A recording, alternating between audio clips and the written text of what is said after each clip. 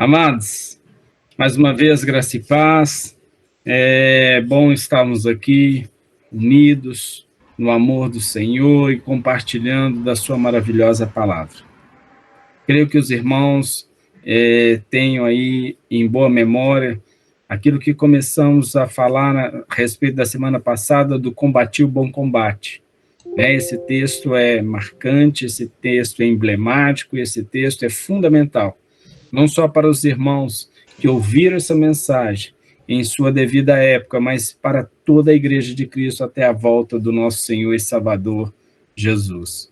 Então, eu queria lembrar os irmãos de que nós vamos meditar nessa palavra focados em 3 tópicos: o bom combate, a carreira que foi completada e a respeito de guardar a nossa fé. Nós estamos na segunda parte do combate. No próximo domingo passaremos para a carreira e assim sucessivamente iremos para guardar a nossa fé.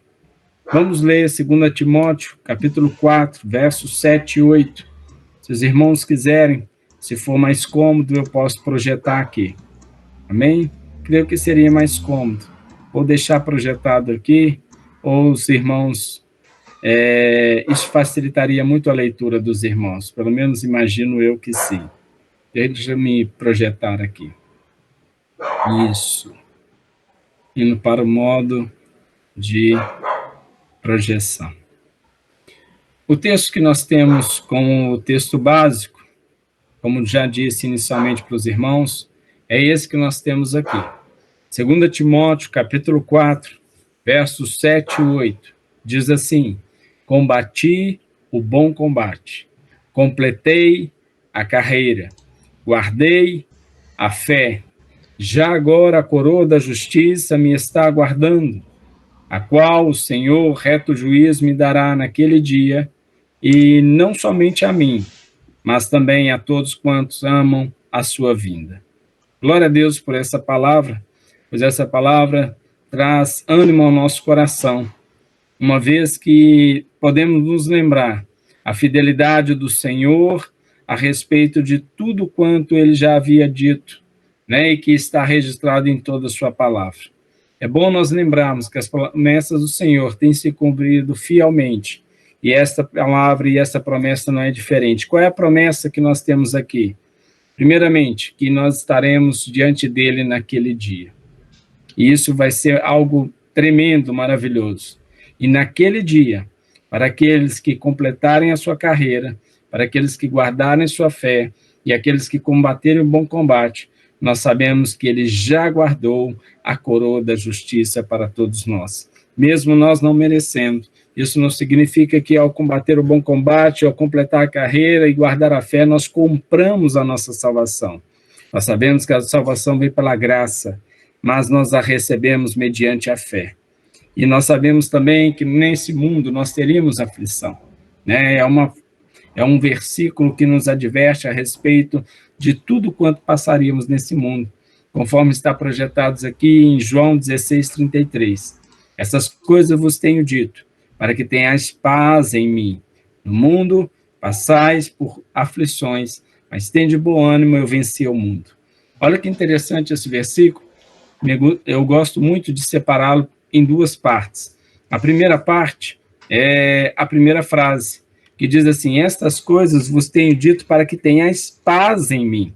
Isso é importante, porque quando nós ouvimos que no mundo passais por aflições, mas tende bom ânimo, antes de falarmos a respeito de bom ânimo, só de saber que nesse mundo nós vamos passar por aflições, e não está no singular, está no plural, isso significa que passaremos por aflições por todo o tempo que permanecermos aqui. Se nós olharmos pelos olhos naturais, isso traz um certo desânimo, isso traz um desalento, mas a palavra já começa dizendo que ele está dizendo essas coisas, ou nos advertindo a respeito dessas coisas, com o propósito que tenhamos paz no Senhor. Então, como podemos adquirir paz neste mundo pelo qual passaremos por aflição? Recebendo de Cristo a sua paz, estando em Cristo, que é a nossa paz. Cristo é a nossa paz. Se nós permanecemos nele, ele permanecerá em nós. Se nós permanecermos na sua paz permanecerá em nós. Ainda que no mundo passaremos por aflições. E ele diz mais, mas não é só isso, mas tende bom ânimo.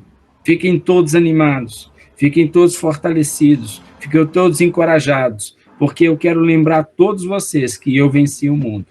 Olha que interessante essa palavra, eu venci o mundo. Somente Cristo pode vencer o mundo.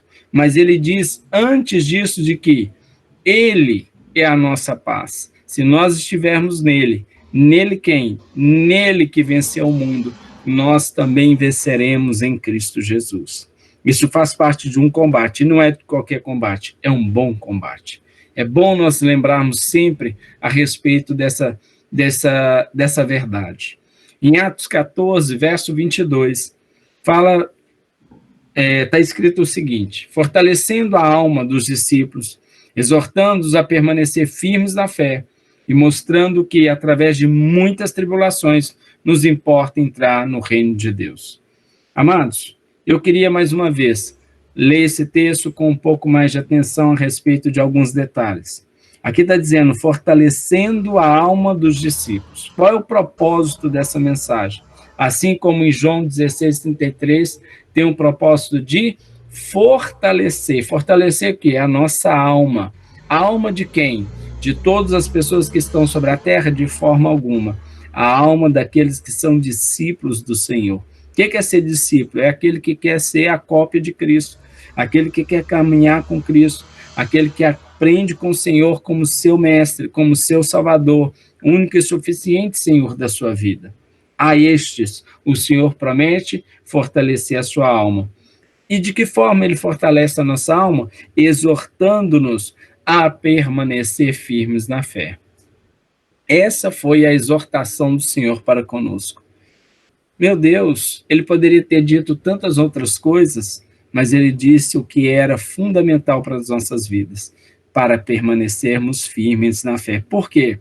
Aquele que permanece firme na fé, permanece firme na paz que vem de Cristo. E aquele que permanece na fé, firme na sua paz, ele vence o mundo, assim como Cristo, nosso Senhor, venceu o mundo.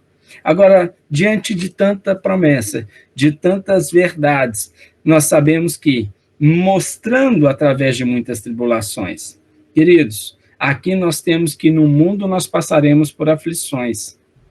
E se nós pensarmos, bom, sabemos que não está no singular, né, está no plural, mas pode ser apenas duas aflições, não é verdade? Porque uma única aflição estaria no singular, mas duas já seria o suficiente para colocar no plural. Mas vejamos aqui está nos advertindo que é através de muitas tribulações.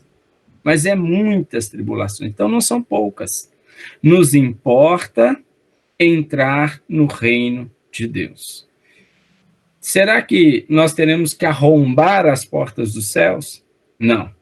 Isso significa que nós temos que resistir bravamente, porque se diz combati o bom combate. Nós temos que resistir às lutas que enfrentaremos contra Satanás, suas hostes e muitas outras lutas que eu gostaria de pontuar aqui hoje.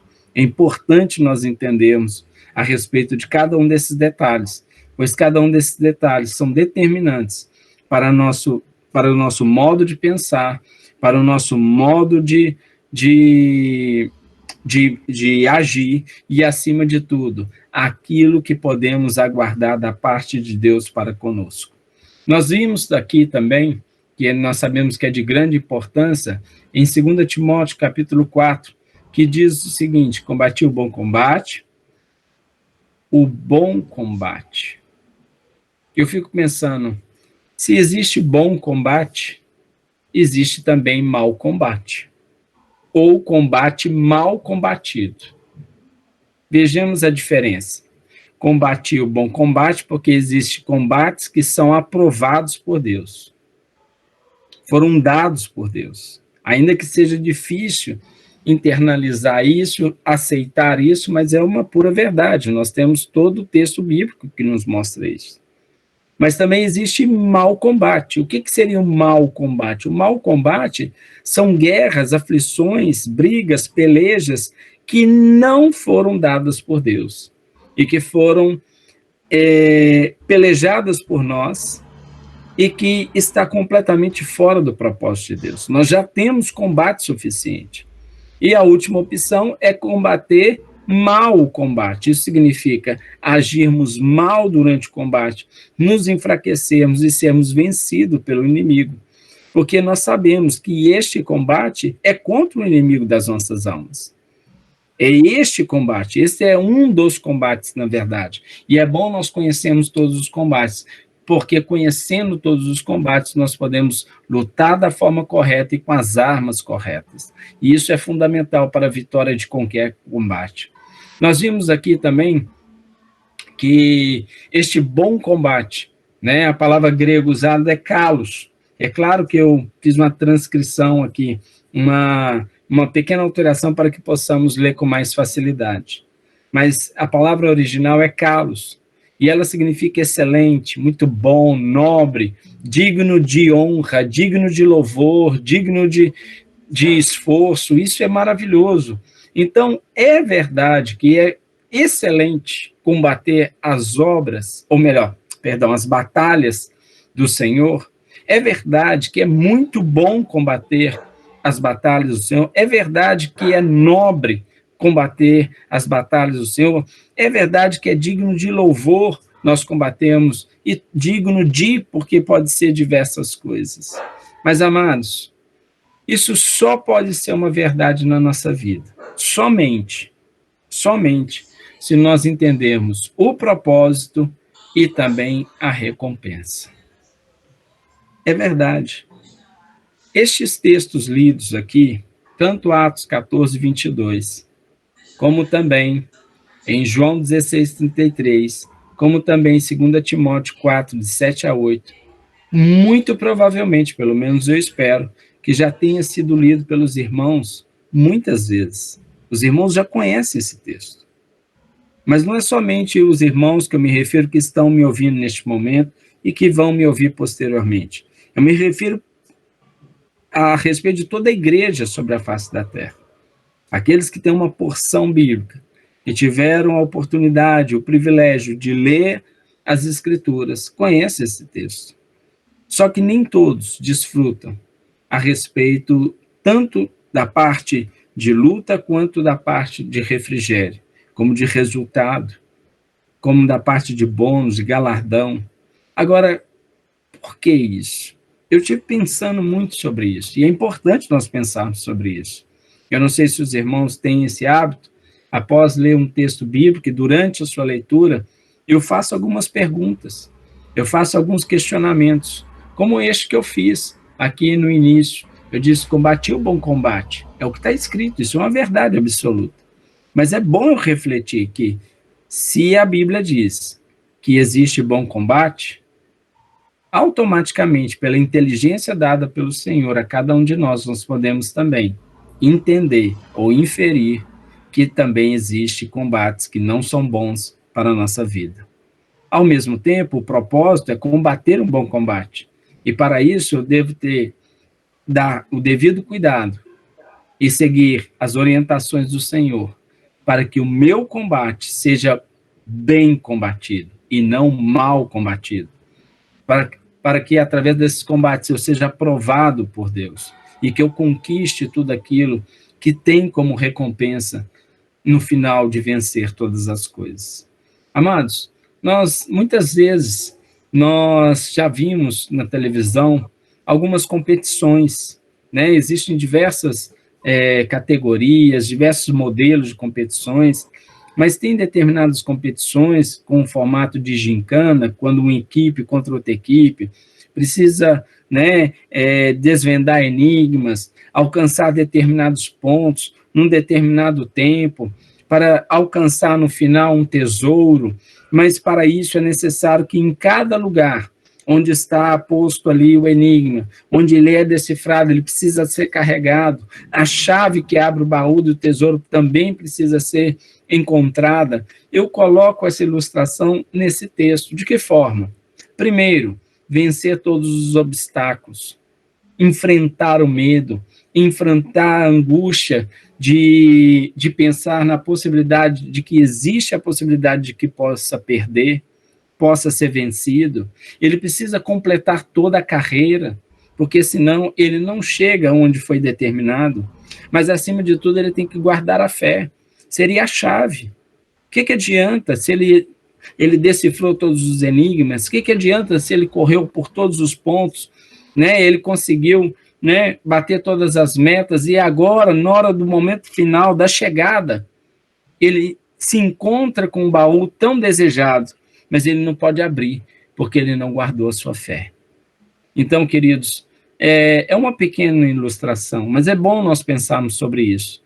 E diante dessa ilustração que eu dei, aí está duas questões que eu acho fundamental. Primeiro, o propósito. Qual é o propósito daquelas pessoas entrarem numa competição? Qual o propósito da pessoa entrar numa corrida? Qual o propósito da pessoa se alistar no exército de Deus? Isso é importante. Eu sei que muitos já sabem, eu sei que muitos são conscientes, mas a questão é, e a recompensa? E a recompensa? Será que todos sabem? Aí talvez alguns possam dizer, mas, pastor, a pessoa que sabe verdadeiramente o propósito sabe qual é a recompensa. Ou a pessoa que sabe qual é a recompensa, naturalmente sabe qual é o propósito. Existe um detalhe que para mim é fundamental.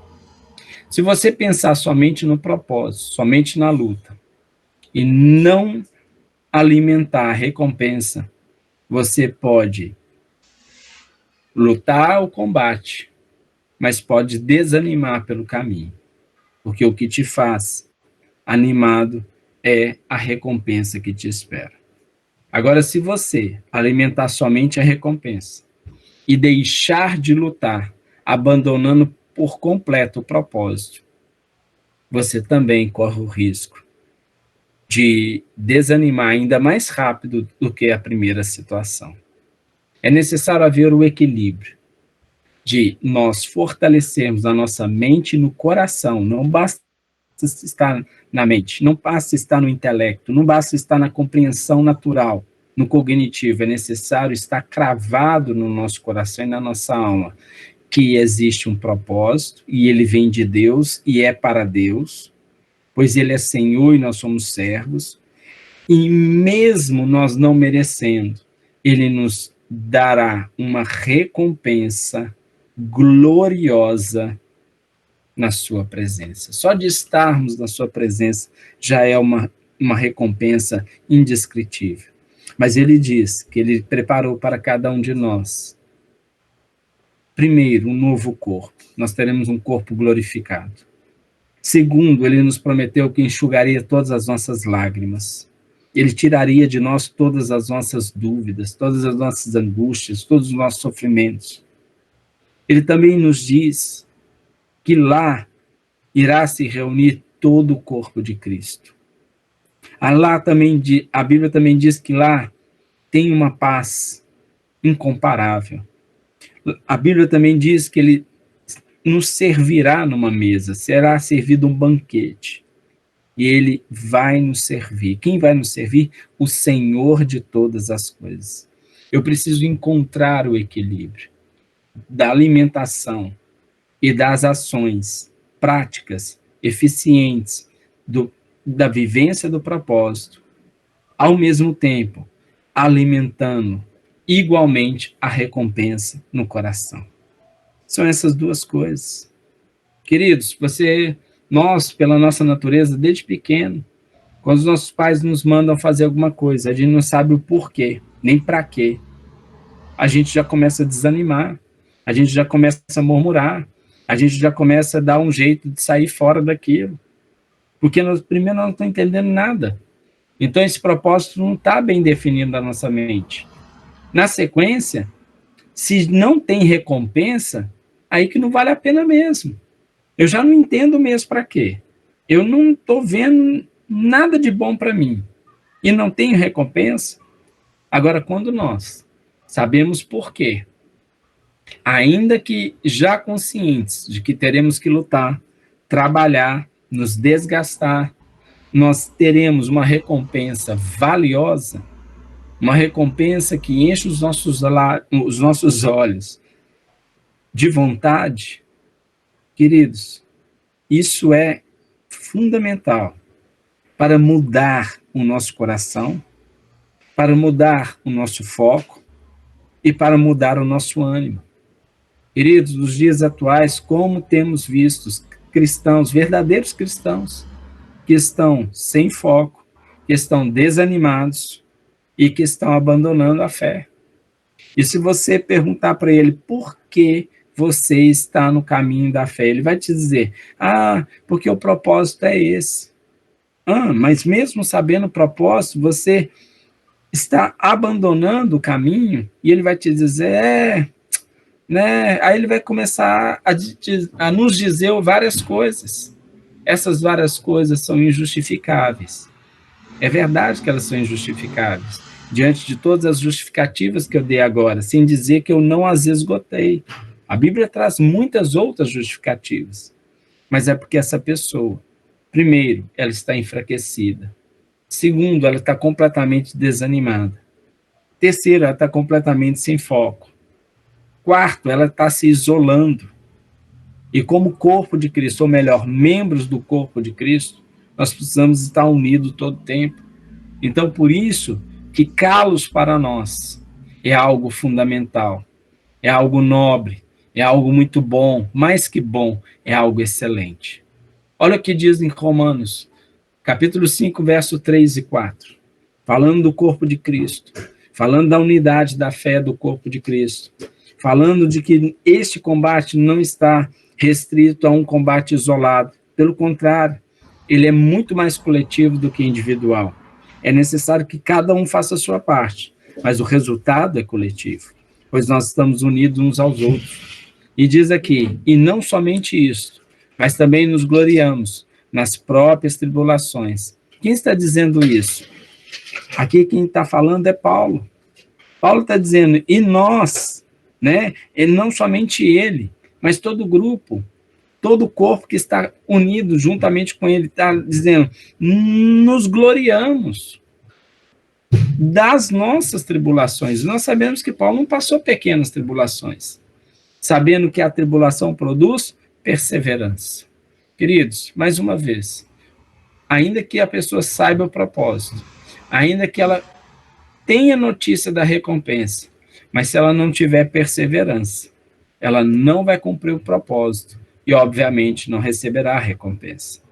Mas não para na perseverança. Nós sabemos que a perseverança, ela traz a experiência. O que é experiência? Experiência é uma marca, é um conhecimento adquirido, é um bem maior que nós recebemos a partir de algo que realizamos e que se torna dentro de nós permanente e que se torna propriedade dentro de nós. Nós tomamos posse daquilo. Queridos, depois que você passa por uma determinada situação e você ganha experiência com aquilo, ninguém mais retira isso de você. Ninguém mais. Ninguém. E mesmo que as pessoas venham dizer que isso não é verdade, a sua experiência é uma verdade absoluta.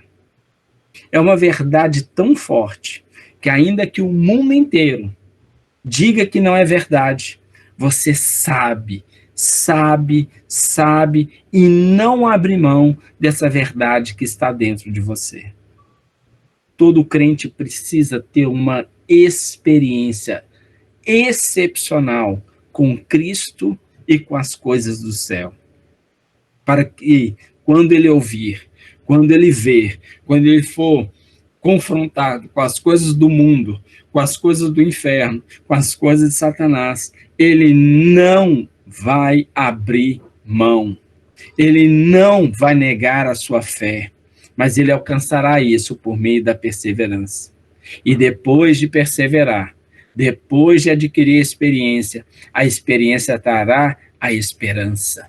A esperança da glória. O que é esperança? Esperança é nós vislumbrarmos algo que vamos receber que vale a pena. Isso se chama recompensa. Como alcançamos a recompensa? Quando nós vivemos o propósito com perseverança. Ao vivermos o propósito com perseverança, adquirimos experiência.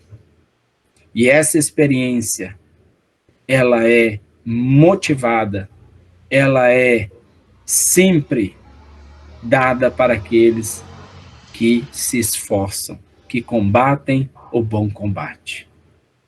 E a partir da experiência, eles adquirem esperança. Você já deve ter ouvido falar, ou melhor, já deve ter ouvido testemunhos maravilhosos. É verdade que por aí também a gente escuta alguns testemunhos, mas tem determinados testemunhos que alimentam a nossa fé de tal forma que é algo inexplicável, sobrenatural e extraordinário. Agora, se nós somos contaminados, no sentido de contagiados, por aquela experiência que nem é nossa, é de um irmão, imagine na vida do irmão que vivenciou aquilo. Isso significa que a experiência dele é tão viva, é tão poderosa, é tão tremenda e é tão grande dentro de si que ele transborda. E ao transbordar, ele fortalece, ele encoraja, ele traz ânimo para que os irmãos perseverem, continuem perseverando, e cada um adquira a sua experiência, ainda que seja espelhada na dele, mas que receba, e que todos juntos possam vislumbrar, possam desejar a esperança da glória. Isso é fundamental, e os discípulos, sabendo disso, recebidos de Cristo, essa instrução, começaram a fazer assim uns com os outros. Nós devemos fazer assim uns com os outros. Muitas vezes estamos abatidos, né? E quando você vê o irmão abatido, uma irmã abatida, conta para ele a sua experiência, conta para ele o seu testemunho. Amados, se você não ouviu o testemunho de alguém, se você não teve com quem compartilhar, irmãos, comece a lembrar do que Deus já fez pela sua vida. Lembre de outras provações, lembre-se de outras lutas, lembre-se de outros momentos que o Senhor veio ao seu socorro. Lembre-se da fidelidade de Deus. Jeremias diz: quero trazer à memória aquilo que me traz esperança. Eu quero trazer à memória aquilo que me dá esperança. O que ele vai trazer esperança? Quando ele lembrar que em outras lutas, em outros momentos, tudo que ele perseverou, crendo no Senhor, ele teve uma experiência singular, inegável, indiscutível, incomparável com o Cristo ressurreto, que é a sua esperança da glória. Queridos, quantas pessoas estão abandonando a fé por falta desses elementos? E mais, tem aqueles também que estão tendo experiências segundo os seus consentimentos, ou melhor, pior que isso, segundo os seus entendimentos, que não provém da Bíblia, de que as coisas da terra são infinitamente melhores e maiores que as coisas do céu. Isso só é possível quando a pessoa se aprofunda no pecado. Queridos, o pecado é prazeroso, porque ele alimenta, ele agrada a nossa carne, que tem uma inclinação para a queda, para o mal. Pecar é alimentar o próprio corpo, no âmbito da carne, da nossa natureza caída, pecaminosa. Queridos, quando você chega para uma pessoa que está viciada em drogas, ele pode até ter a consciência que as consequências são ruins. Mas no momento que ele está usando a droga, ele vai te dizer: experimenta para você me falar se é bom ou não é. É bom. Não, pastor, você está fazendo propaganda de droga? De forma nenhuma, tanto é que eu estou trazendo, né? Estou cercando Estou com o contexto todo preparado, mostrando que não é isso que eu estou dizendo. Mas dá prazer. Né? Se você disser para uma pessoa, olha, a consequência do pecado daquela pessoa foi terrível, mas durante o seu ato pecaminoso, ela estava desfrutando de um prazer carnal. Isso significa que essa pessoa não perseverou, por isso não adquiriu experiência suficiente que o guardasse da queda. Eu não estou dizendo que todos aqueles que caíram nunca experimentaram o Senhor, não estou dizendo isso. Senão ele não teria caído. Por quê? Porque só cai quem está de pé. Não é verdade? Mas ele não perseverou o suficiente. Ele não teve uma experiência que o guardou, que o fez lembrar da esperança da glória que o espera. Aí talvez você diga, mas eu posso te afirmar que eu conheço irmãos que perseveraram durante muito tempo, tiveram experiências extraordinárias e mesmo assim perderam a esperança. Mas eu te pergunto, quando foi isso? Porque muitos que estão nessa situação, pode observar, foi que começaram a carreira muito bem. Mas nós vimos, no domingo passado, em Hebreus, de que não basta começar a carreira bem, pois o mais importante é terminá-la bem. E nós sempre vamos terminar melhor do que nós começamos. Porque quando começa a carreira, quando nascemos de novo. Queridos, como eu posso dizer que depois de 10, 15, 20, 30 anos de crente, o meu estado atual não é melhor que o primeiro? Depois dessa caminhada, depois de vencer lutas, depois de conquistar vitórias, depois de ter experiências, depois de ter a esperança viva no meu coração, mas a questão é, ela está verdadeiramente viva no meu coração? Porque isso tem que ser contínuo. Tem gente que vive de saudosismo. Ai, como era bênção a minha vida. Ai, como minha vida espiritual era boa. Está satisfeito em contar isso, como a sua vida espiritual era boa? A Bíblia diz com clareza, aquele que perseverar até o fim será salvo. É importante nós entendermos isso. É importante nós nos atentarmos à verdade dessa palavra. Isso deve ser constante. Não adianta eu chegar aqui para os irmãos e dizer assim, meus irmãos, eu me lembro de algo extraordinário na minha vida. Por exemplo, eu lembro que eu tinha 6 anos de idade, eu já estava aqui em Belo Horizonte, aí meus pais, minha família, nós fomos almoçar lá no Carretão Gaúcho, lá em Betim, né?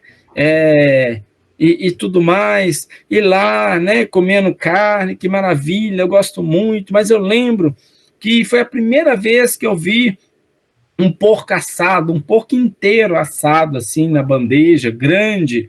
Eu fiquei, assim, admirado de ver. Eu tinha apenas 6 anos e eu nunca tinha visto aquele animal inteiro assado. Né? O que eu estou dizendo é verdade. Mas o que adianta eu dizer para os irmãos que eu comi bem naquele dia, que eu tive essa experiência que para mim foi muito interessante, e desde aquele momento até hoje eu tenha parado de comer? Queridos, eu nem chegaria nos dias de hoje. Eu morreria de fome muito antes.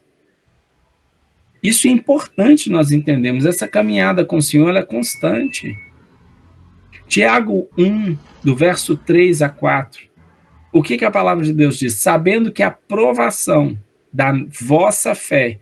Então, essa provação, o que vai ser provado na nossa vida? A nossa fé. A nossa fé. Não basta eu dizer para um irmão assim, irmão, eu tenho um lápis e uma caneta.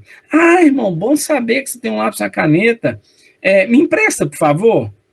Irmão, eu tenho assim, irmão, eu tenho na memória, sabe? Eu tenho assim, eu tenho uma imagem, eu já vi lápis, eu já vi caneta. Irmão, você precisa provar que tem. O que significa esse exemplo dado? Que a respeito de tudo que nós falamos, nós estamos agora sendo desacreditados? Não, não é nesse sentido de ser desacreditado. É em outro sentido. É que ele vai ser provado. Em que âmbito? De outra forma. No modo prático, aplicável, mas real acima de tudo. O ouro, por exemplo, ele deve ser provado. E como ele é provado? Ele é levado ao fogo. Qual o propósito de levá-lo ao fogo? Primeiro, queimar todas as suas impurezas. Primeiro aspecto, queimar todas as suas impurezas.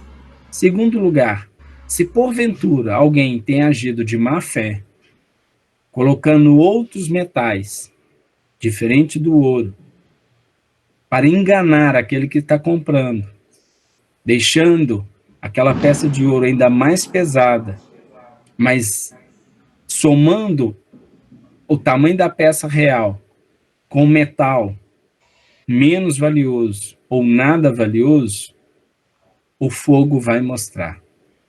Isso será provado. E mediante essa provação, nós teremos, no primeiro exemplo, o peso e o tamanho real daquele ouro purificado. E no segundo exemplo dado, a pessoa que agiu de má fé será desmascarada. Se nós errarmos, se nós tivermos algo que está dentro de nós, que não é aprovado por Deus, o ouro vai queimar, o fogo vai queimar, o fogo do Espírito Santo. E se porventura, por falhas na nossa vida, nós adicionarmos coisas na nossa vida que não provêm de Deus, graças a Deus, nós temos o perdão. A Bíblia diz que aquele que confessa e abandona o pecado, alcança misericórdia. Nesse combate, não é somente contra Satanás, mas é contra algumas questões que estão dentro de nós. Existe uma batalha interior. Irmãos, provavelmente, nossas batalhas interiores são maiores e mais numerosas que nossas batalhas exteriores. É bom nós nos atentarmos a isso. Porque qual é o propósito da nossa fé ser provada?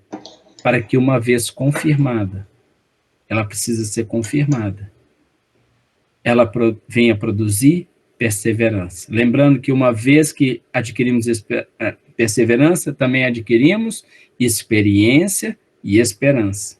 Mas não é só isso. Apesar que isso seria ótimo e suficiente, mas é mais do que isso. Para o nosso melhor entendimento, ele produz perseverança, que deve ter uma ação completa, para que sejais perfeitos e íntegros. Íntegro significa inteiro. Inteiro. Em nada deficientes. Queridos, Deus tem nos chamado para uma maturidade espiritual. Deus tem nos chamado para uma maturidade onde toda verdade deve ser não só observada, mas deve ser vivida. Colocar diante de Deus todos os nossos pecados, as nossas falhas, as nossas fraquezas, para que Ele nos fortaleça. Queridos, é importante nós abrirmos todo o nosso coração. É difícil e ruim tudo aquilo que temos ouvido nos dias de hoje, que não estão alinhados à palavra de Deus. É bom nós estarmos atentos a isso. Por que eu estou dizendo isso? Olha o texto de Lucas 9, de 23 a 26. Diz assim: entrai pela porta estreita. Larga é a porta, e espaçoso o caminho que conduz para a perdição. E são muitos os que entram por ela. Porque estreita é a porta, e apertado o caminho que conduz para a vida, e são poucos os que acertam com ela. Amados, ultimamente, infelizmente, muitas pessoas têm pregado um caminho de facilidade. E isso tem atraído a muitos, irmãos e a não irmãos, a filhos de Deus e a criaturas de Deus. Porque o discurso é bom, o discurso é atrativo, o discurso é sedutor, da boa vida, das boas coisas, misturado com as boas novas. Por isso que a nossa fé precisa ser provada como o ouro. Porque muita coisa tem sido pregada nos dias de hoje, que fala de uma vida que condiz com a porta larga e não com a porta estreita. Só um segundo, eu acho que alguém pediu autorização para entrar, foi isso? Foi isso? Perdão, irmãos, estou tentando ajudar, se porventura algum irmão está querendo entrar e não está conseguindo. E aí, eu te pergunto, não é mais importante observar onde o caminho dá do que a facilidade do caminho? O Evangelho da Graça de Jesus é a anunciação das boas novas. A anunciação das boas novas é onde nós queremos chegar. É chegado o reino de Deus. Isso significa que nos deu acesso. Onde nós vamos chegar? Agora, hoje em dia tem sido anunciado como as pessoas querem andar, não se importando onde vão chegar. Isso é muito sério. Será que dentro de nós foi plantado alguma coisa, algum dito que não está alinhado à palavra de Deus? De forma alguma, eu quero pregar o evangelho da autopenitência. Isso é importante nós estarmos atentos, eu já falei aqui outras vezes. Mas existe muito evangelho contaminado, como o evangelho da libertação, o evangelho da prosperidade. É muito sério isso. Mas também, por muito tempo, foi pregado o evangelho da pobreza, que também está igualmente errado. Então, quando alguém diz que é fiel a Deus, automaticamente, algumas pessoas pensam, nossa, mas tem vida boa. E olha que vida boa é vida digna.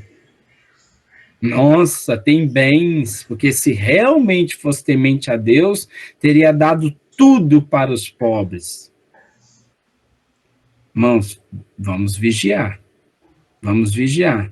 A palavra de Deus tem equilíbrio, moderação, e não podemos pegar um texto isolado e tirar do seu contexto. O Senhor sempre acudiu os desfavorecidos, os desvalidos. Mas o Senhor nunca perdeu o foco. Nunca perdeu o foco. Teve uma vez que os seus discípulos perderam o foco por completo. E ele disse aos seus discípulos, os pobres sempre estarão convosco. Isso significa sempre vai existir pobre na terra e na vida.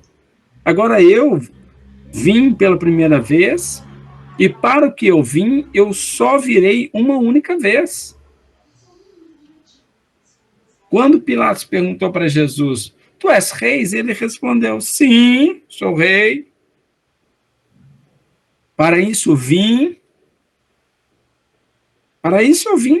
É claro o objetivo de Cristo. Nós devemos ter objetivo. Porque se nós temos propósito, nós temos que ter objetivo. E não perder, dentro do propósito, a recompensa que nos espera. Amados, quando nós lemos Efésios 6, de 10 a 24, nós temos um esclarecimento fundamental a respeito das lutas. Queridos, eu já trabalhei numa determinada congregação, num departamento, que assim era chamado, o ministério, tinha os dois nomes, de batalha espiritual. A batalha espiritual, ela é real. Mas eu já vi muitos ministérios, como esse que eu acabei de citar, inclusive saí de lá por isso. Ele era paranoico. Ele inventava luta onde não existia, e ele via o inimigo onde também não existia. Isso é muito sério, e isso tem muitas vezes tirado o foco da igreja. Irmãos, todas as vezes que nós temos o discernimento, nós adquirimos a informação verdadeira a respeito de alguma coisa, primeira coisa que nós temos que fazer, o que Deus fala sobre isso? O que está escrito nas Escrituras? A segunda coisa é quem eu sou em Cristo Jesus. Isso é fundamental. É muito sério. Às vezes nós comemos alguma coisa, depois gostamos de comer aquilo, né? E depois de um bom tempo já comendo aquilo, por gosto, alguém diz assim, isso é consagrado a Satanás. A Bíblia diz que todo alimento foi feito pelo Senhor, e dando graças está abençoado. Então, o que a palavra diz? É a primeira coisa. Segundo, quem eu sou em Cristo? Isso é fundamental nós entendermos. E às vezes a igreja dá um enfoque muito grande aonde não precisava do enfoque tão grande como foi dado. Às vezes são armas demais, é calibre grosso demais para um alvo pequeno. E às vezes é calibre insuficiente para um alvo grande. É muito sério. Deus sempre, desde o início, ele diz, darmos testemunho a respeito do evangelho. O que significa isso? Aceitar o evangelho, viver o evangelho e dar o testemunho, falando e vivendo. Este é o propósito. E todas as vezes que o inimigo tentar barrar, tentar atrapalhar, nós vamos repreendê-lo em nome de Jesus. É isso que a Bíblia diz. Agora, nós vimos aí algumas décadas atrás, por exemplo, né, que muitos irmãos queriam ter uma vida digna, outros queriam ter mais que isso, queriam ter conforto, outros queriam fazer desse conforto momentos de prazer para com sua família. Então, nós sabemos que inúmeros irmãos ao longo, né, de muitos anos, e não é diferente até os dias atuais, me refiro antes da pandemia, a respeito de viagens à Disney, por exemplo, né? Que é um parque, né? E lá nos Estados Unidos, que é um dos pontos turísticos mais visitados no mundo. E aí começaram a dizer que a Disney é do inferno, é do demônio e tal. Irmãos, vamos parar para pensar sendo, ok, tem coisas com inspirações malignas, devemos ver onde isso encontra, isso é verdade, onde isso está na Bíblia, quem eu sou em Cristo, segunda coisa. Agora, tem uma outra coisa, a igreja ficou anos, quase uma década, só falando de Disney, esqueceu de evangelizar, esqueceu das seus maiores conflitos internos, seus maiores combates internos, esqueceu dos combates seríssimos que Satanás lançava seus dados inflamados, colocando irmãos contra irmãos, família contra família. Esqueceram de tudo que é fundamental e distraíram com algo que nós vivemos sem. Porque todos aqueles que nunca foram na Disney não vão morrer por isso e não vão deixar de ter uma vida saudável por isso. E aqueles que foram e tiveram a oportunidade de desfrutar daquele lugar, somente como entretenimento, sem abrir mão dos princípios bíblicos, da verdade absoluta e eterna de Deus, combatendo seus bons combates, seguindo a carreira e guardando a sua fé, nos encontraremos no céu. Agora, a igreja ficou uma década discutindo qual personagem era mais diabólico. A misericórdia. Então, este texto nos mostra exatamente quais são as nossas lutas. E mais, as nossas armas. Porque tem irmão espetando o outro com espada. Tem irmão dando escudada, né, batendo com escudo na cabeça do outro. Isso é muito sério. E aqui, o que a palavra diz? Né? Efésios 6, de 10 a 24. Quanto ao mais, sede fortalecidos no Senhor. Sede fortalecidos. É importante. E na força do seu poder. Tem muito crente fraco. Revestindo-vos de toda a armadura de Deus, para poder ficar firmes contra as ciladas do diabo. Então, contra o que nós devemos lutar? Contra as ciladas do diabo, contra as investidas de Satanás. Por quê? Porque a nossa luta não é contra o sangue e a carne. Significa, não é contra pessoas, seres humanos, contra criaturas e contra filhos de Deus. E sim contra os principados, potestades, contra dominadores deste mundo tenebroso, contra as forças espirituais do mal nas regiões celestes, contra os dominadores deste mundo tenebroso.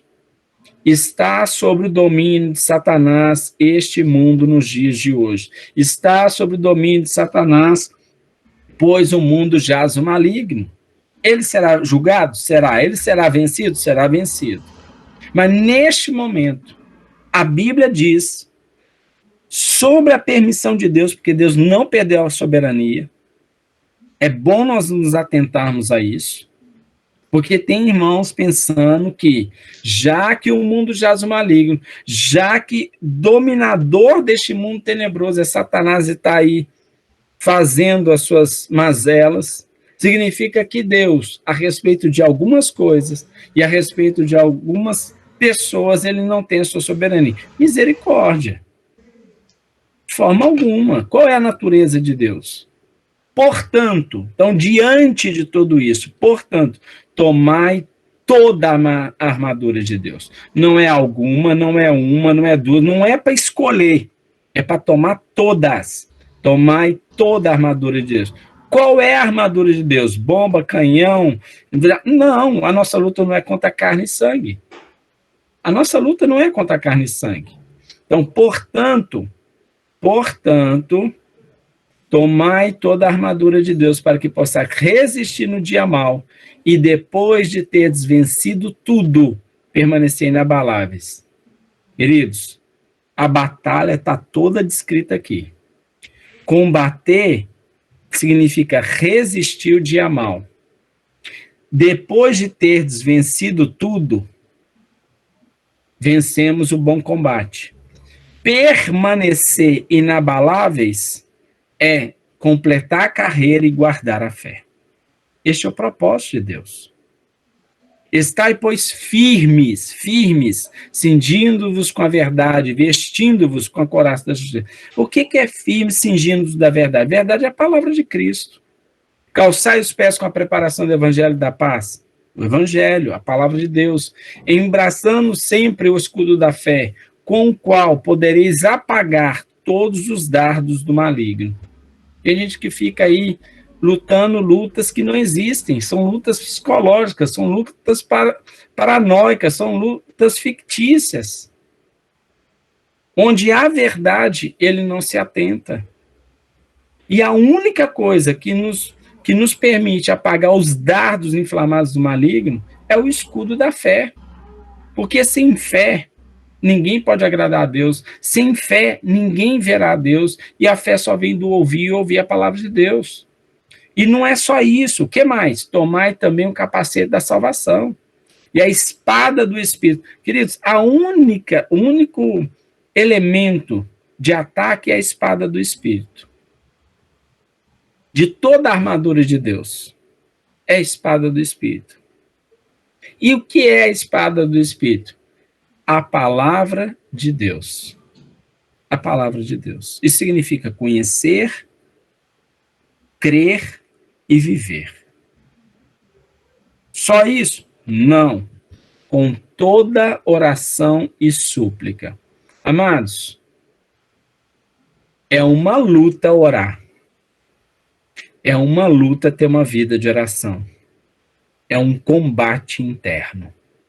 Assim como é um combate interno ler a palavra de Deus e orar. Está vendo que os nossos combates são muito mais sérios e nós devemos ter a sensibilidade de ouvir a voz do Espírito Santo, entender a palavra e separar aquilo que é prioritário daquilo que é secundário. É importante nós entendermos isso. Tem irmãos lutando externamente. Amém. mas abandonou suas guerras internas e não sabe por que suas derrotas externas são contínuas. Queridos, se nossas lutas internas não forem vencidas, nossas lutas externas já estão definidas. É muito sério isso. Irmãos, a Bíblia diz para toda a igreja, todo o corpo de Cristo, todos os membros, orando em todo tempo no Espírito, e para isto vigiando com toda perseverança e súplica por todos os santos. A palavra perseverança aqui. Perseverança. Pela sua própria vida e pela vida de todo o corpo de Cristo.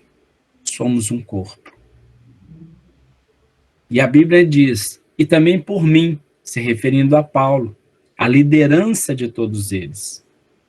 Queridos, quando um líder cai, líder que eu me refiro, alguém que está abençoando a vida dos irmãos, que está servindo os irmãos com a palavra e com o ensino. Isso é liderança. Quanto mais se serve, mais líder é. Quanto mais se ensina, mais líder é. Quanto mais se prega, mais líder é. São esses. Eu queria falar daqui a pouquinho, mas eu já queria soltar sobre isso, eu queria falar com os irmãos, que eu acho que é imprescindível. Os irmãos talvez tenham acompanhado a respeito de algumas notícias atuais e visto sobre o que está acontecendo e o que, né, vem acontecendo com a deputada federal, né, do Rio de Janeiro, representando o estado do Rio de Janeiro, né, e segundo a polícia, as investigações, ela está não só, né, envolvida na morte do seu marido, né, o pastor Anderson, mas também ela é tida pela investigação como a mentora de tudo isso, né? Em primeiro lugar, sua família está destruída, né? Se os irmãos acompanham, estão todos destruídos.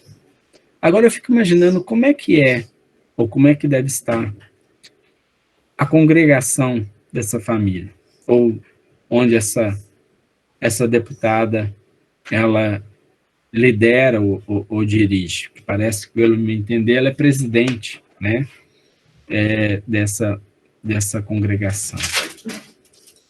Isso é muito sério. Por isso nós devemos orar e exortar uns aos outros, ter essa liberdade. E isso é uma forma de vencer as obras do inferno. Quando nós não exortamos aos outros, nós não estamos amando verdadeiramente. A Bíblia diz que o Senhor disciplina quem ama. O pai disciplina o seu filho porque ama.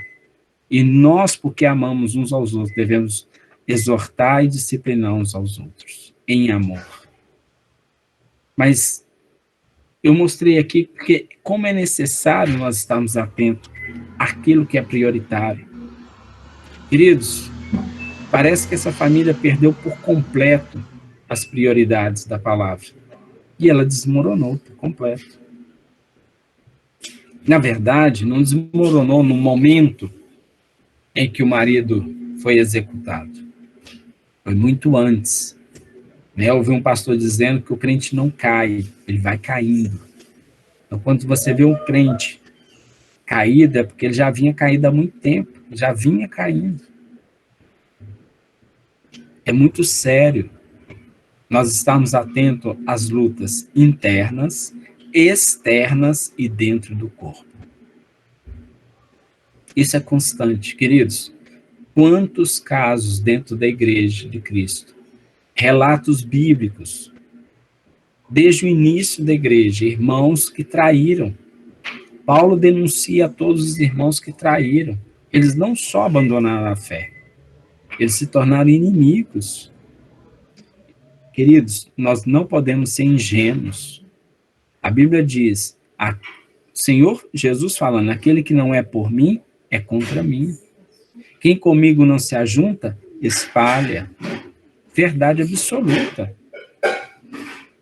Nós temos que entender que a verdade da palavra de Deus é absoluta. Ah, mas eu entendo, eu interpreto de uma outra forma. Deixa eu te falar, você não é a verdade, você não tem a verdade. Cristo é a verdade e a palavra de Deus é a verdade. Ponto final. Se você verdadeiramente entendeu isso, você também entende a recompensa. Por que que a recompensa é verdade e o propósito não é verdade? Ele não se sustenta. Tanto o propósito quanto a causa do propósito, a carreira do propósito e a recompensa do propósito, igualmente verdade. E nada contraditório.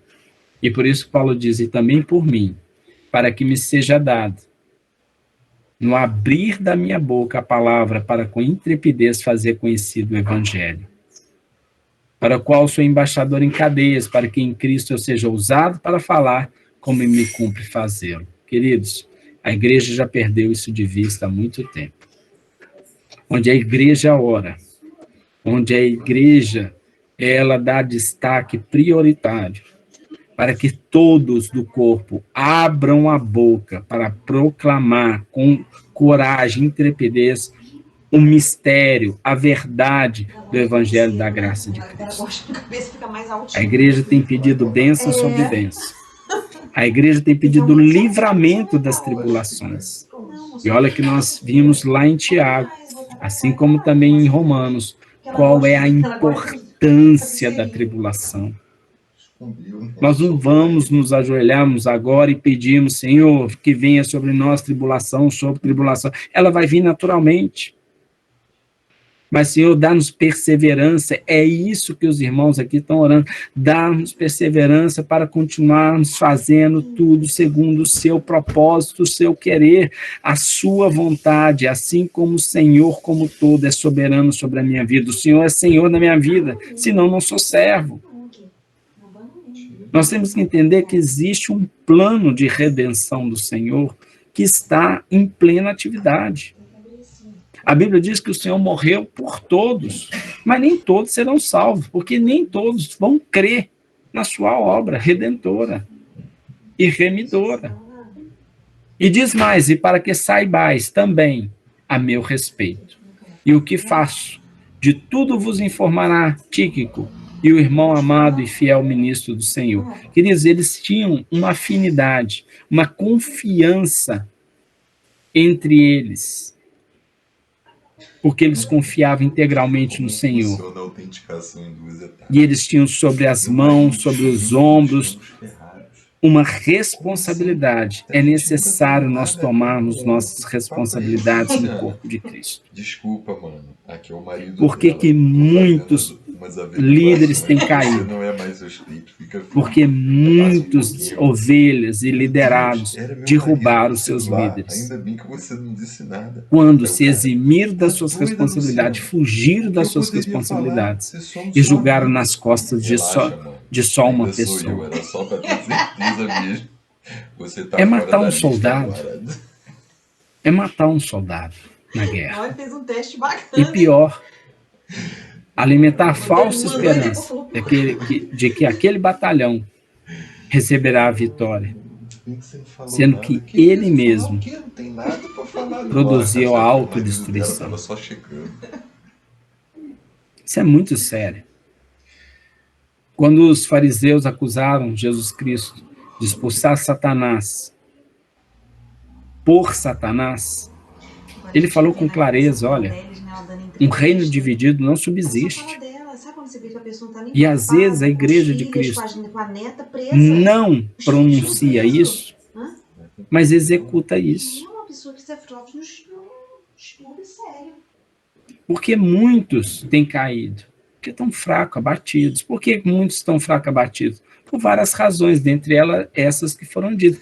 E isso é uma estratégia do diabo que foi vencida. Nesse aspecto, a igreja precisa vigiar. O corpo de Cristo tem que estar atento a isso. É muito sério. E ele diz, paz seja com os irmãos e amor com fé. Da parte de Deus, Pai e do Senhor Jesus Cristo. A graça seja com todos os que amam sinceramente, os que amam sinceramente ao nosso Senhor Jesus Cristo.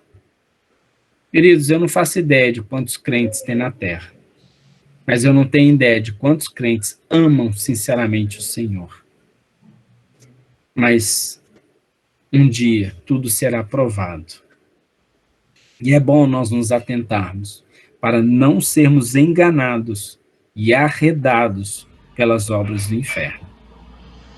Satanás engana as pessoas, ele é mestre em enganar as pessoas. Vigiemos. Hebreus 12:4 diz, ora, na vossa luta contra o pecado, ainda não tendes resistido até o sangue.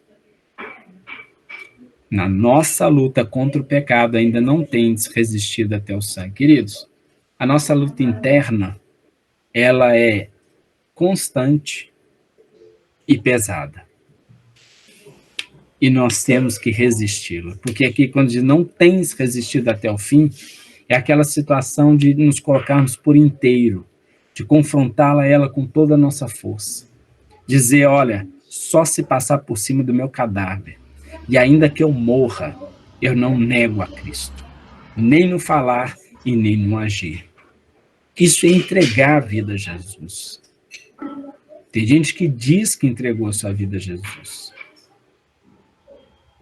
E a Bíblia diz que aqueles que amam sinceramente, não somente por lábios, mas por atos. Tiago 4,7 diz, sujeitai-vos, portanto, a Deus, mas resisti ao diabo, e ele fugirá de vós. Isso é uma grande batalha, resistir o diabo. Quando ele vai fugir? Quando nós resistimos. Tem gente que não apresenta nenhuma resistência.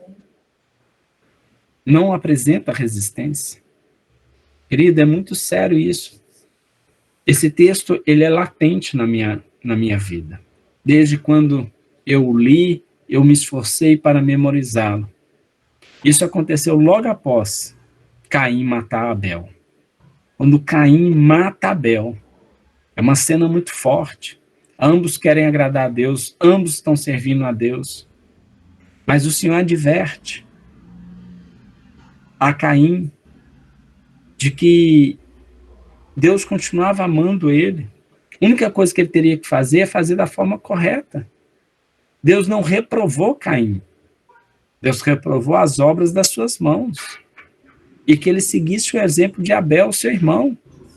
E que poderia, inclusive, fazer juntos, com o mesmo propósito, da mesma forma, da forma que o Senhor havia ordenado, e da forma que o Senhor aprova. E depois de ter matado o seu irmão, a palavra diz, se procederes bem, não é certo que serás aceito?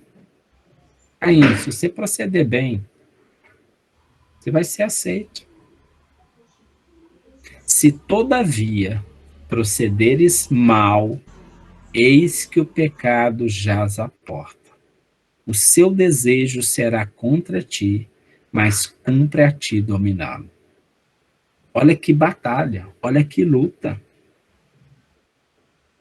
Queridos, essa luta ela é constante. Paulo que diz, queridos, olhem para mim, eu sou o exemplo, porque eu sigo o exemplo que é o exemplo maior que é Cristo. Paulo fala isso abertamente e talvez alguém pense assim, nossa, que sujeito arrogante, pedante. Eu queria dizer uma coisa, Paulo, ele era ousado e tem muito crente perdendo a ousadia, com medo de cair na arrogância e na presunção. E a gente começa a vestir uma falsa humildade. Paulo falava claramente, eu faço o que eu não quero e não faço o que eu preciso fazer. Olha que luta. É Paulo. É Paulo que está dizendo isso. Então, ele tinha uma visão clara da verdade. Nós precisamos ter uma visão clara da verdade, das nossas limitações, das nossas fraquezas e das verdades, das prioridades das verdades, da batalha da vida. Tem muito crente vivendo no mundo da fantasia. É muito sério. Nós não podemos ficar aí distraídos com as circunstâncias, com questões transitórias. E aproveitando essa frase, é bom nós nos atentarmos a uma coisa: todas as vezes que tivermos que tomar uma decisão permanente, é bom nós não fazermos isso com sentimentos e emoções temporárias, diante de circunstâncias transitórias. Queridos, a luta passa, mas depois vem a bonança. Olha o que João 16, 21 diz. A mulher, quando está para dar à luz, tem tristeza, porque a sua hora é chegada. Mas depois de nascido o menino, já não se lembra da aflição pelo prazer que tem de ter nascido ao mundo um homem. Queridos, se eu entrevistar aqui todas as mães, elas vão concordar em gênero, número e grau. Vem falar que uma mulher carregando uma barriga do tamanho de uma melancia, ela está sorridente, ela está felicíssima, ela não está temerosa, né? Ela não está sentindo dor. Vem falar, não, queridos, é uma luta o parto. Eu sempre digo, se eu fosse mulher, eu teria dia e hora de morrer, seria o parto. Tá louco o parto. O parto é uma loucura. É uma tristeza de tanta luta. E o que a Bíblia diz? Mas naquela hora, ela sofre. Mas ela não pode desistir. Mas, depois que nasce, já não lembra da aflição. Traz um ensinamento muito profundo para cada um de nós. E é bom nós nos atentarmos a isso. Esses combates e conflitos também existem no mundo das relações. Infelizmente, o mundo hoje tem dito para a igreja como servir a Deus. Já reparou? Eles que querem dizer o que é amar. Eles veem determinadas coisas que são literalmente contra a palavra de Deus. E eles dizem, porque nós devemos aprovar toda forma de amor. Deus, em primeiro lugar, toda prova de amor segundo a Bíblia, não é segundo os homens caídos. Eles querem nos dizer, ou eles nos colocam numa posição acuados para nós agirmos assim, como marionetes na mão do mundo, de forma alguma. Por quê? Porque a igreja perdeu a intrepidez de falar o evangelho da paz. Seremos perseguidos? Seremos perseguidos. O que Mateus 10, 22 diz? Sereis odiados de todos por causa do meu nome. Aquele, porém, que perseverar até o fim, esse será salvo. Temos duas coisas. Sereis odiados por causa do meu nome. Queridos, a igreja nunca foi tão amada na Terra. Ela nunca foi tão simpática. Sinceramente, nós como igreja parecemos muito mais comunidade hippie alternativa do que verdadeiramente corpo de Cristo. Aqueles que nunca foram o hippie gospel, né? Paz e amor, paz e amor. João Batista foi decapitado. Por quê? Falou a verdade. Os apóstolos foram todos executados. Por quê? Falaram a verdade. Foram todos eles odiados. Por quê? Porque eles anunciavam o nome de Cristo. E eles perseveraram, porque aquele que perseverar até o fim, este será salvo. Irmão, a vida é uma luta. Eu já estou encerrando, amados. Olha o que em Lucas 17 diz. Né? Ele fala que nós devemos nos acautelar de diversas situações. Dentre elas, vou começar a abreviar um pouco, porque eu já estendi muito. Olha só, se por 7 vezes no dia pecar contra ti, e 7 vezes vier ter contigo, dizendo, estou arrependido, perdoa-lhe. Que papo é esse? Olha só, vamos entender. Se teu irmão pecar contra ti, repreendam. Se ele se arrepender, perdoa-lhe. Quantas vezes? Quantas vezes for necessário. Agora, veja bem, nós temos nossas lutas internas também dentro do corpo de Cristo. A gente não peca só contra Deus, a gente peca contra os irmãos também. E a Bíblia está mandando nós resolvermos essas coisas, perdoar uns aos outros, mas resolver. Estão entendendo quais são as batalhas prioritárias? Está vendo que a igreja está batalhando sobre questões que não são ou não pertencem a Deus, ou que Deus não nos colocou essa batalha? É muito sério isso. Você já tiveram a oportunidade de ver um cachorro tentando morder seu próprio rabo? Parece que ele está lutando contra si mesmo. O quanto que ele roda, o quanto que ele fica girando, e o quanto ele perde de tempo com aquilo. E aquilo é algo completamente sem nenhum propósito. É bom nós começarmos a discernir todas as coisas e saber diferenciar aquilo que é realmente uma exortação, né, da parte do irmão, vindo da parte de Deus, e o que é mimimi. A igreja está cheia de mimimi. Hoje, se você exortar o irmão, ele faz cara feia. Né? Olha o exemplo de Filipenses 4:2. Rogo a Evódia e rogo a Sintique, pensem concordemente no Senhor. O que está dizendo? Eles estavam em conflito. O Paulo chamou e falou assim, aqui, vocês dois se resolvam. Porque se um tivesse com um problema, ou a causa do problema muito evidente, Paulo teria dito, Evódio, pede perdão logo para a Síntica, porque né, você errou, está na cara que você errou. Ou se fosse contra a Síntica, pede perdão para a Evódia, que está na cara que você errou. Aqui, Paulo está mostrando duas coisas. Primeiro, Paulo não está nem sabendo quem está errado e quem está certo. E Paulo está mostrando que eles precisavam adquirir o quê? Autonomia, crescimento, maturidade espiritual.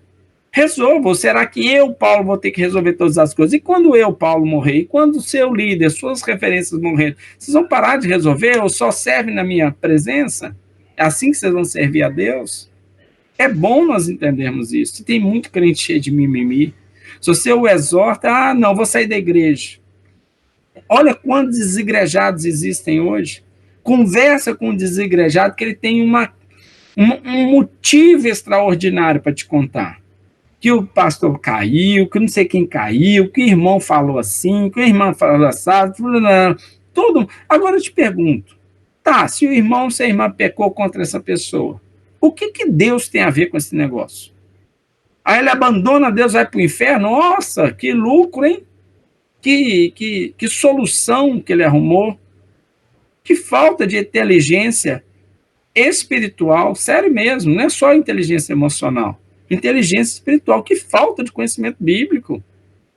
Quantos desigrejados, e eles nunca dizem, não, eu não quero o evangelho, eu não aguento o evangelho, eu não aguento as verdades. Eles nunca assumem. Eles sempre fazem transferências. Agora, é notável que as suas transferências demonstram que a sua fé não estava em Cristo. Estavam nas pessoas, nas ações das pessoas. E que também não tinha um propósito claro. E da mesma forma não tinha uma recompensa que os atraíam. Queridos, até uma pessoa natural, se você descrever para ela como é o céu, ela quer o céu. Por isso que eu pergunto, será que quando nós fazemos, né, uma pergunta para um não crente dizendo, olha, você quer ir para o céu? É lógico que a pessoa vai dizer que quer ir para o céu. Ah, ele aceitou Jesus porque ele disse que quer ir para o céu.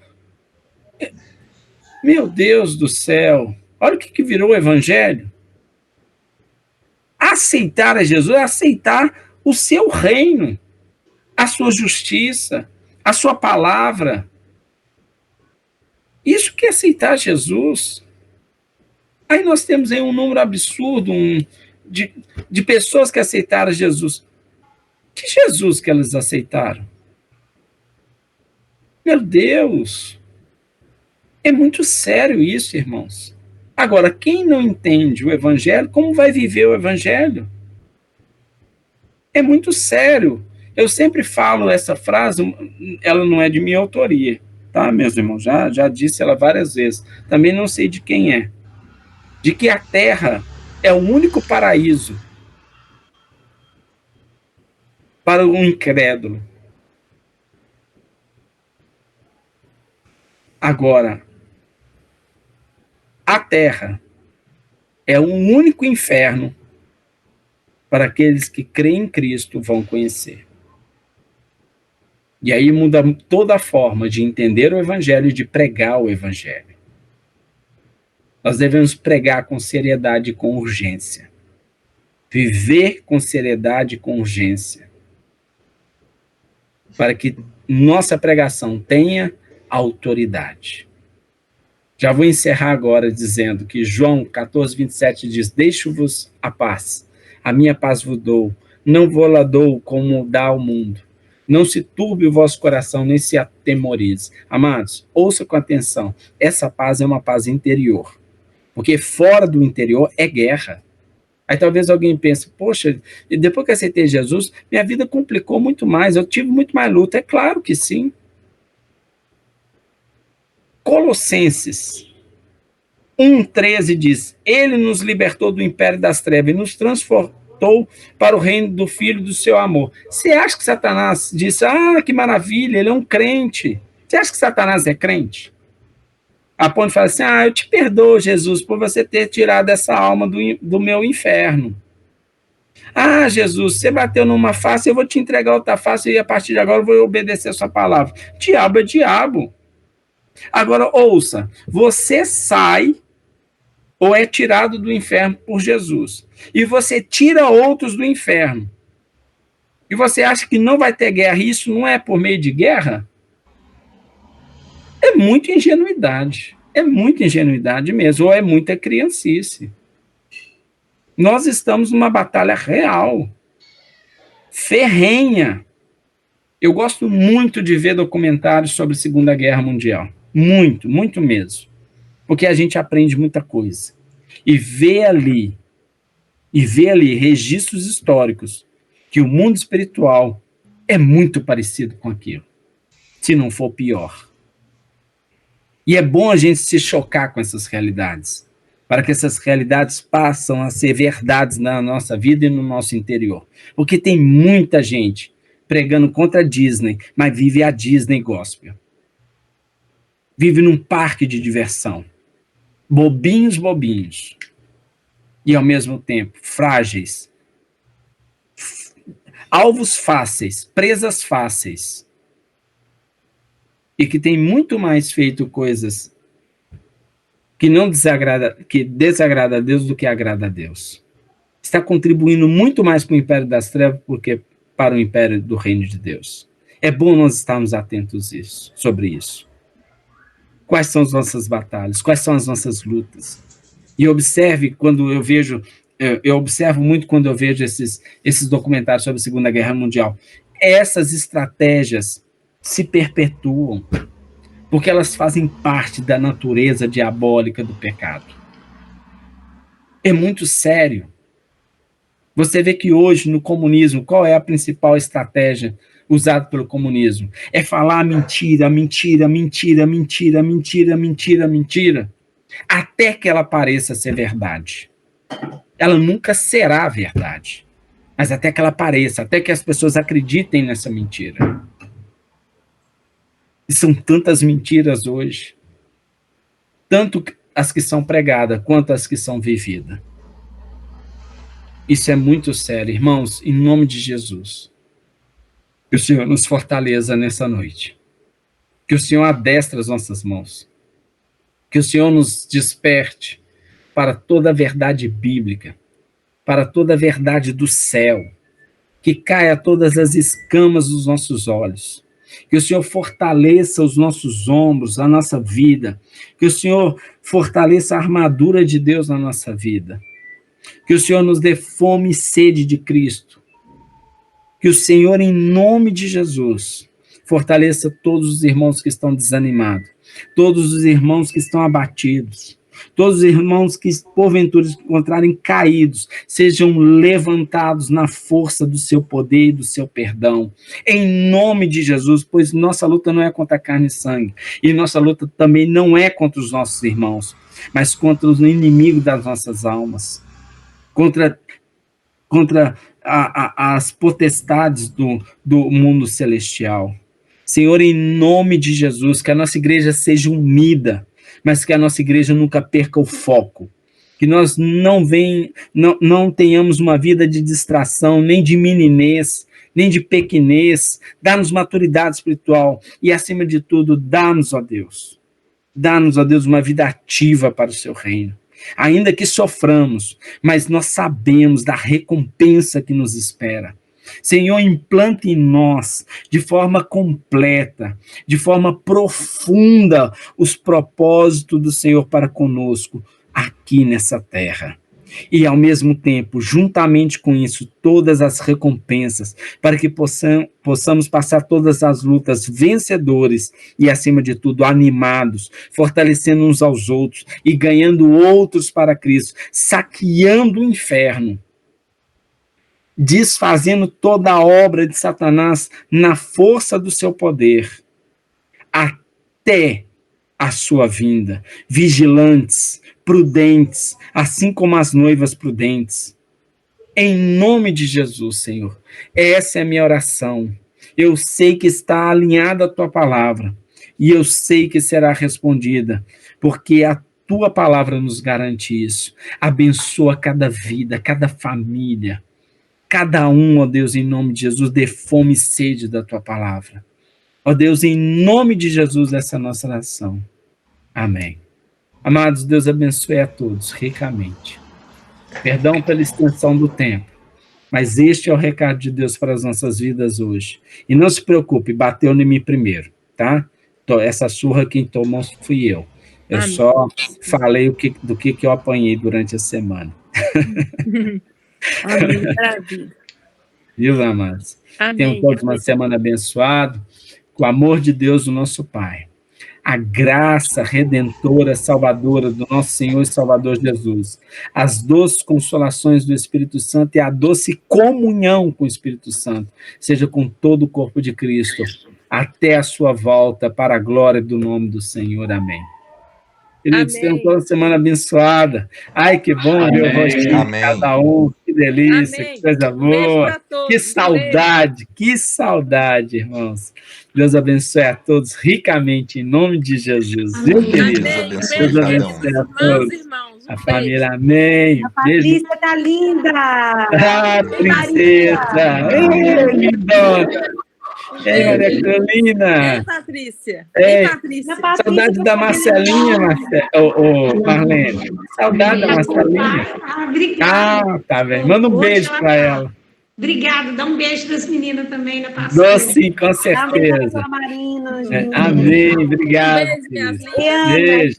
Eu não tinha cumprimentado o Lucas Rogério. Ei, Lucas Rogério. Tudo bem? Graça e paz, amado. Amém. Todos nós, Ana, Maria Carolina e André. Deus abençoe, amados. Deus abençoe. Fred, obrigado por tudo, meu irmão amado. Obrigado, viu? Amém, Deus abençoe a todos. Uma semana abençoada. Em nome de Jesus. Boa noite. Amém. Deus abençoe.